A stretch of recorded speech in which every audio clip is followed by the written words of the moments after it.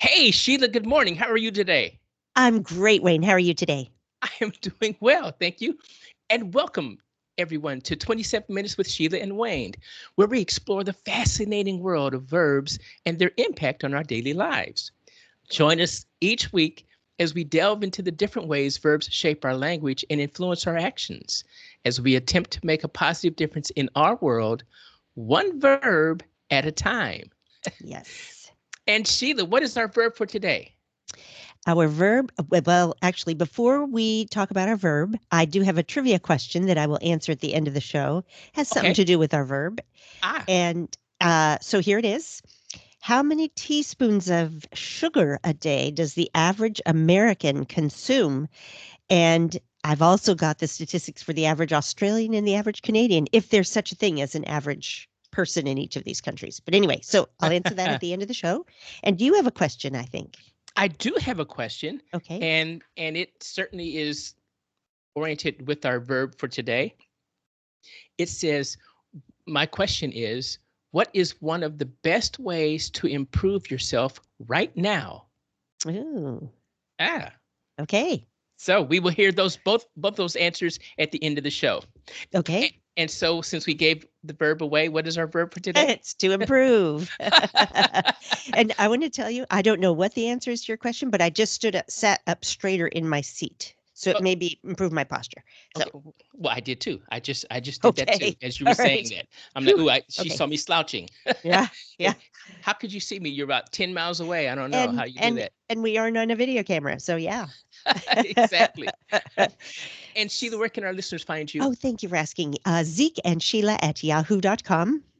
And you can find me at Wayne at mindsyncing.com. That's MindSyncing.com. Great. So, what did you come up with the definitions for improve? I have two definitions: to bring into a more desirable or excellent condition. Actually, I have three definitions: to Ah, make property more useful, profitable, or valuable. uh-huh. And I'm going to stop right there. I'm going to give the other definition later. Okay, and I only have two. Oh, that's unusual. It is because I looked at lots of places and they were all saying the same thing. So I said, okay, I can only really extrapolate two out of here. So Okay. here we go. To cause something to get better. Okay. Yay, we like that. Yep. And the last one, or the second one, to get better or make something better, Okay. which again was the same thing. But you know what? Hey, it's all right. Yep. Yes, Yep. it's those actions of getting things done. Yeah, it's an action verb for sure. And your initial thoughts on this verb? I have some fun directions I went down. Sometimes I try to make it a really meaty, thoughtful word, but today the first area I I went down was 100 ways to slightly improve your life without really trying. Okay. So even though we talked about it being an action verb, not too much Okay. action here. So I picked out my five favorites Okay. of the list of 100. Okay. Be polite to rude strangers. It's oddly thrilling. Okay. All right. The quickest supermarket line is behind the fullest cart because greeting, paying, and packing take longer than you think. Oh, really? I'm going to try that one. I'm not so sure I believe it. I'm going to have to try it. Okay. So this one I tried and I did not like it. Try taking a cold shower from 30 seconds to 2 minutes before your hot one. It's good for your health, both physical and mental. Oh, I never do that. Oh, I no, was no. screaming. Oh, no. It's like going swimming for me. And I used to swim competitively. Oh, So okay. so I used to be a pretty good swimmer. And if I stick my toe in that water and it's cold, I'm not getting in there. So I You am not taking a cold see, shower. No. I tell you what improves with age is good decision making. Okay, two more. Listen to music outside your taste. I like that idea. And then finally, for instant cheer, wear yellow. And when I was reviewing my notes here before we got started, I went to put on the only yellow thing I own, which is a yellow shirt. And I have to say, I think it works. Okay. All right. Okay. So that's why the cheeriness and the brightfulness and the I'm getting the reverberation of wow excitement from the other end of the microphone. It's because I'm wearing yellow. Excellent. All right. Clearly. How about you? How did you go down this path? I was so excited for this verb. Oh, okay. I really was, because a lot of times when I used to teach and when I was speaking in front of groups, um, I would always kind of suggest these kinds of things because it's one of those verbs that says you can absolutely get better. And, Yeah. and we can get better at being better in a lot of ways. Yep. And you know me, I'm going down the personal and the professional route again. I like that. Yep. It's a good strategy. And as I looked at that, I said, wow, because here's a question that I typically would ask.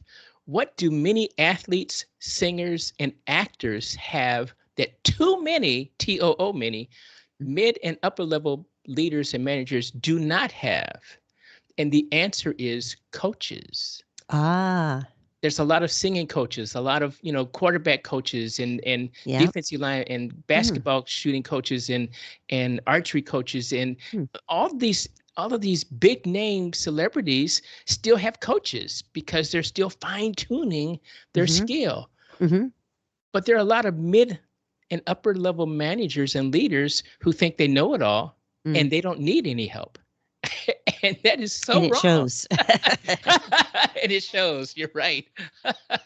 So I was excited about this verb. I really, really was. Hey, great. Yes. And I found a great article by Mary Sharp Emerson talking about one of my favorite words about improving anything, communication. And I said, "Oh, Yeah, I've got to take this good. article and bring it to the podcast." So that's what I did. And how about you? What are you bringing to the podcast today? I've got some quotes Yay, that we were like quotes. interesting. Helmut Schmidt said the biggest room in the world is the room for improvement. I really like that one. It makes a really nice word picture. Yes. Winston Churchill, former British statesman, said, "To improve is to change, to be perfect is to change often." Wow. Now, that one I have to think about. I'm not sure I agree with it necessarily because sometimes, anyway, that one's just food for thought. Okay. So, E.B. White, an American writer, said, "I arise in the morning torn between a desire to improve the world and a desire to enjoy the world. This makes it hard to plan the day." I like that one. That's so good. So Yeah. telling. And then this one, actually, I wasn't going to talk about this one right now, but it speaks directly to what you just talked about coaching and a lot of business, upper echelon business people. Bill Gates said, "We all need people who will give us feedback. That's how we improve." Absolutely. And it is so important to have that Yes, because again, building a team, building a culture, you don't want yes people all around you. right. Because if you had yes people all around you, all of us would be driving four-door blue sedans. That's all you N- would n- see on the road. Nothing against four-door blue sedans. I used to have one. Nothing against that, but I want to see white ones, red ones, yellow ones, pink ones, and polka dotted ones. And yes, and I want to see two doors and convertibles. But without diversity, without someone who can be well, wait a minute, let's think about what you just said or what you Hmm. just thought. Right, right. That doesn't happen. So, Is this a yay. good time to ask for feedback from listening audience about Absolutely. how to improve our podcast by emailing us, either you or me, at the email addresses we listed? So we desire to improve ourselves by getting feedback. That's correct. And remember, if you have negative feedback, send those to me. And all the positive ones, send those to Sheila. You can send it to both to both. But thank you, Wayne. That's chivalrous of you. Okay. And so Mary Sharp Yes. Emerson says communication, um, in her article, she says a leader's ability to communicate clearly and effectively with employees, within teams, and across the organizations is one of the foundations of a successful business. And I would take that a little further and say, and it's also one of the foundations of a successful relationship as well Uh, yeah. on the personal side. And although we have relationships within business and outside of Hmm. business, and they're Hmm. different kinds of relationships, but a relationship is a relationship. And without communication, good communication, clear communication, it doesn't work. It certainly doesn't work. Hmm. And I've been working with I've been working with three organizations Hmm. in the most recent past, and I'm here to tell you that the left hand still surprises the right hand Uh, too many times okay. because the right hand and the left hand do not get together and talk about things. But that's okay. Your work is cut out for you. It is. So Yeah. in her article, she Yeah. says there are tips that she can give or that she can offer to maximize your communication skills for the success of your organization and your Okay. career. Okay. And I will also say, and to your personal relationships. Hmm. First one, be clear and concise. Wow. And what does she mean by being clear and concise? She says communication is primarily about word choice. And when it comes to word choice, less is Um, more. hmm. Interesting. So we can keep this 27 minutes to 27 minutes and we don't have to be 27-ish because I was not brief, right? Okay. Brevity is our friend. I was kind of thinking pretty close to 27 minutes with Sheila and Wayne. She says the key to powerful and persuasive communication, whether written or spoken, is clarity and, when possible, brevity.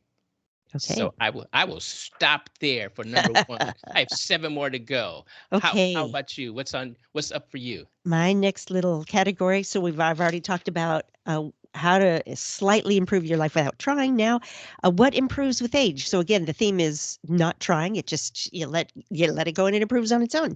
Okay. And from a human relation standpoint, the first one is this premise is that emotional intelligence and social intelligence improve with age.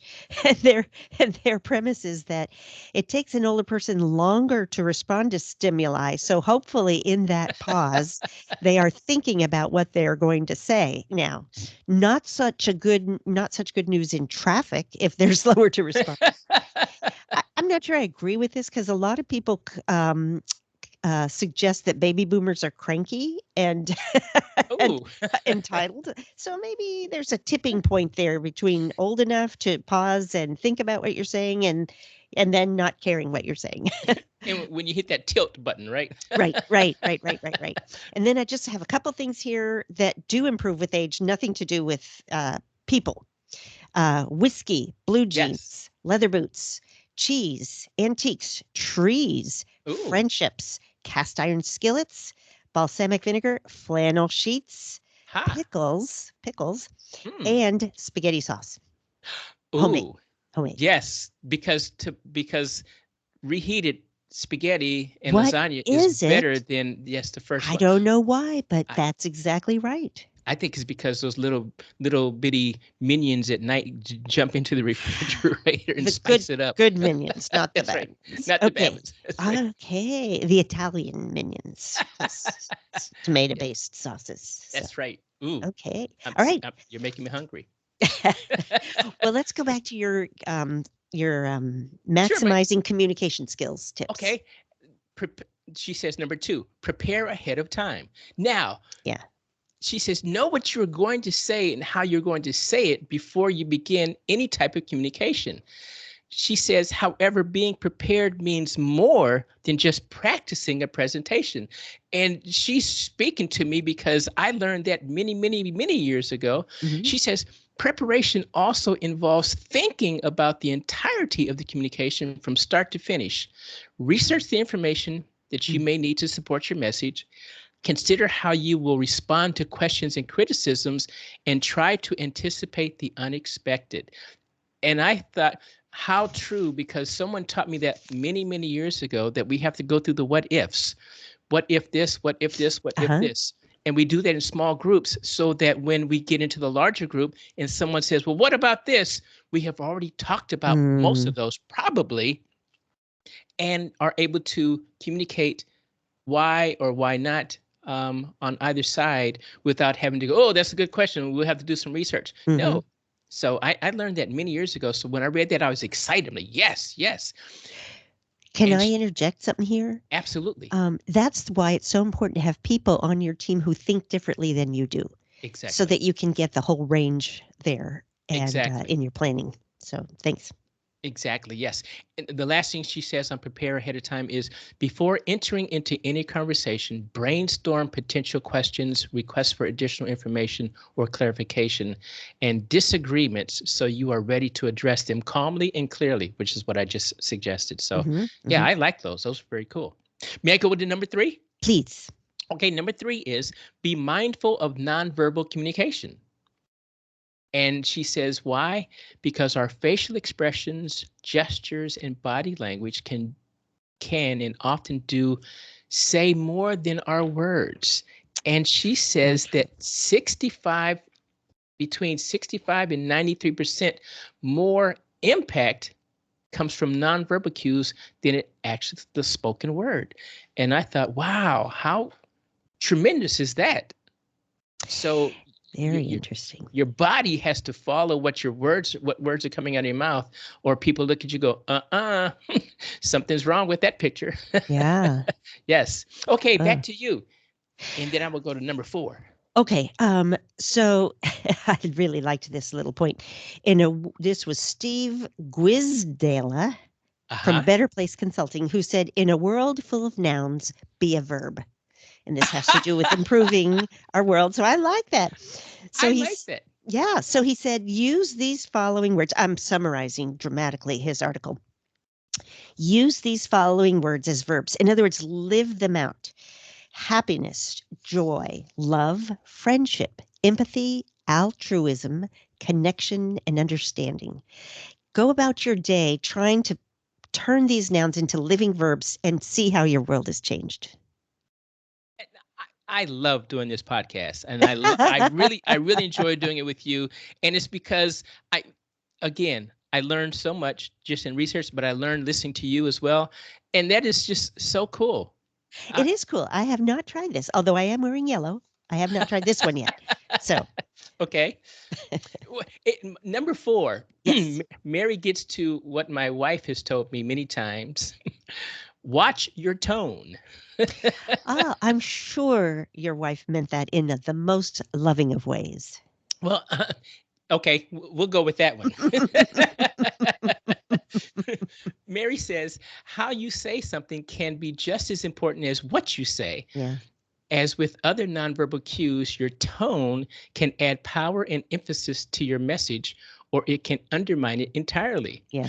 Now, I never really got down to the nitty gritty on really what tone was, but she defines it here. She says, when speaking, tone includes volume, projection, and intonation, as well as word choice. And so she says, in real time, it can be challenging to control tone to ensure that it matches your intent. But Hmm. being mindful of your tone will enable you to alter it appropriately if a communication seems to be going in the wrong direction. And so now I know what tone is when my wife says, oh, there's that tone. Ah, may I offer a suggestion? Absolutely. Um, Not only is tone conveyed in the spoken world, but you can convey a tone very effectively in the nonverbal arena as well, which was the point you were making before this. I remember I gave my son a look one time, our son, and he came over to me and said, "Why are you yelling at me?" And my look was, "Don't climb on that wall."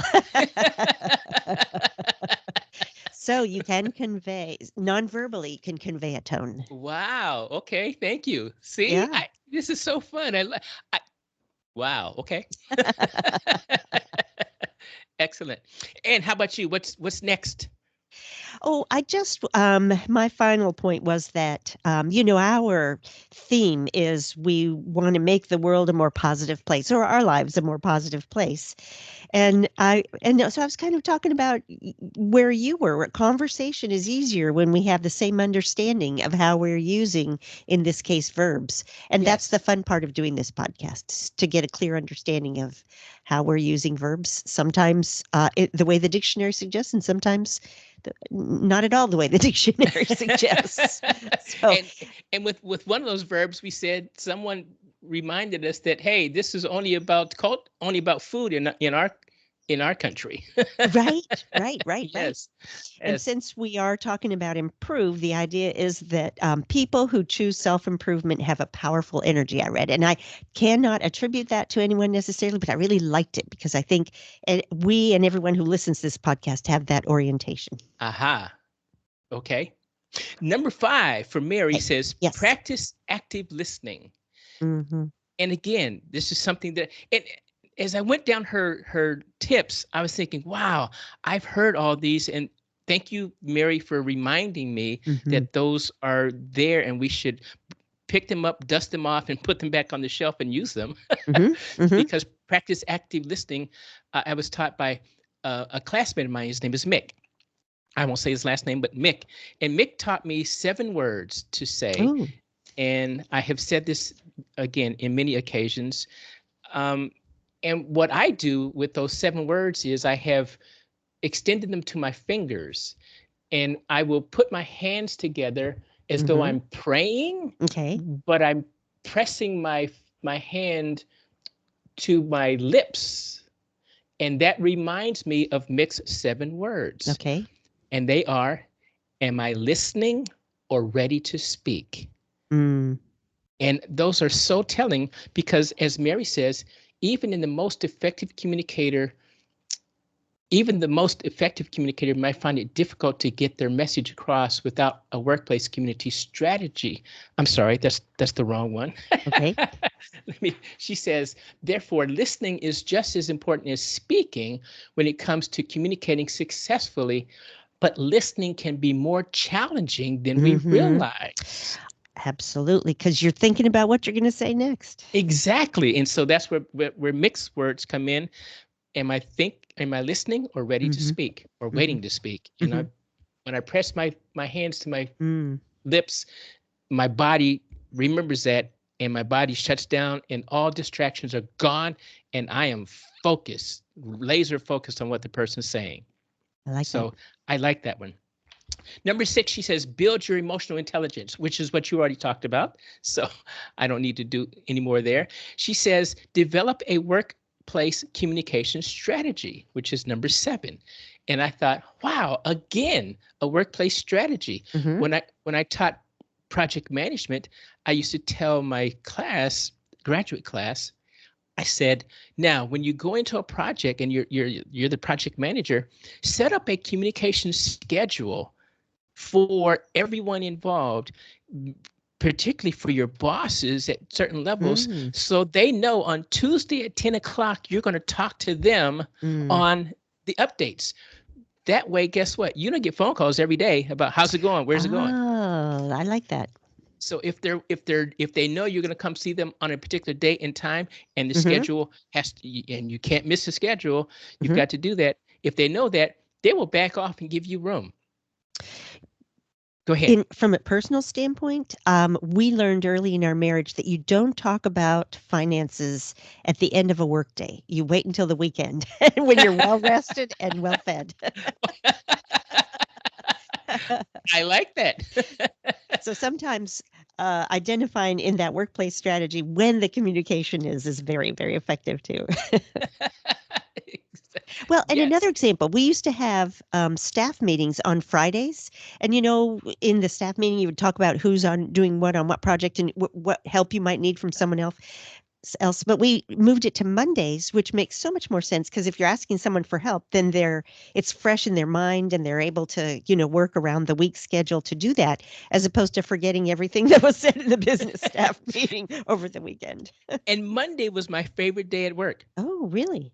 Yes, for the same reason that you just said. Okay. Okay. Because Monday is when, okay, collectively, I can look at the whole week and this is what I have to do. These are things Okay. I've got to get done.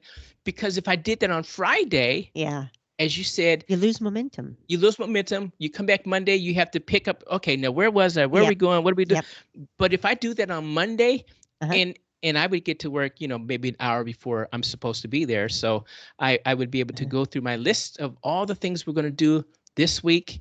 Mhm. Um, and what's more important. So I would prioritize at that time. Okay, I have to do first things first, second things second, and third things Yeah. third. Yeah. And so Monday was great for me. I love Mondays, and I would just go All pinging off the right. walls. People go, "What? You had a good weekend?" I go, "No, I'm having a great day." I love that. Thank you. You turned around Mondays for me. And Mary's last point, number 8, she Yes. says, Yes. create a positive organizational culture. And again, in a positive work environment, one founded on transparency, trust, empathy, and open dialogue, communication in general will be easier and more effective. And I like and she has used this word easier Uh-huh. throughout her article. Okay. And that's something that Jennifer Milius and I in our book Ah. try to incorporate, because I said a lot of things, much like change, when you do these kinds of things for change in one of my chapters, I said it makes it easier, not easy, but Right. easier. Right. And that's important Yep. because it says you're still going to have complications. You're still going to have people who do not want to coincide with the greater good for everyone else, Hmm. and they're going to be sticklers and dig their heels in. But this easier is a transition Yeah. that helps you understand bad things can still happen, but Hmm. it's easier to get around. I like that. Thank you. That's a really good point. I enjoyed that. Yes, it was good. So now we have a trivia question that We we have do. to answer. We Yes, do. because it's 26 minutes. So Okay. I'm top going to of answer. teaspoon of sugar a day consume. Teaspoon. How many teaspoons does the average American eat a day? 17. How many does the average Australian eat? 14 to 16. How much does the average Canadian eat? Approximately 16. Ooh. And that last one was from Diabetes Canada website. So there we go. So America is leading that. So Yeah, not that means good. we have a lot of people eating too much sugar. I might be in that group. Did they So did they say what is the, I ideal. guess, ideal? They did suggest it's a lot less than that.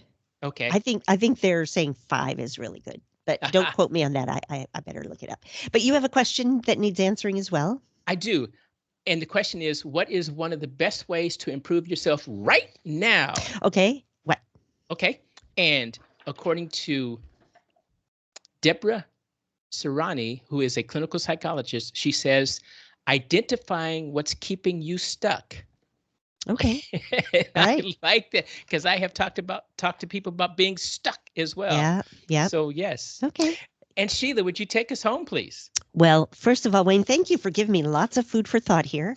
As I go about my day wearing my yellow shirt, I'm going to be also thinking about where I'm stuck and among many other communication issues. So we thank you, everybody, for listening to us and hope that you've gotten a little gleaning of interesting material here. And as always, we welcome your feedback so that we can improve our podcast. Thank you for listening, and thank you, Wayne. Thanks, everyone. Thanks, Sheila. Bye bye. Bye bye.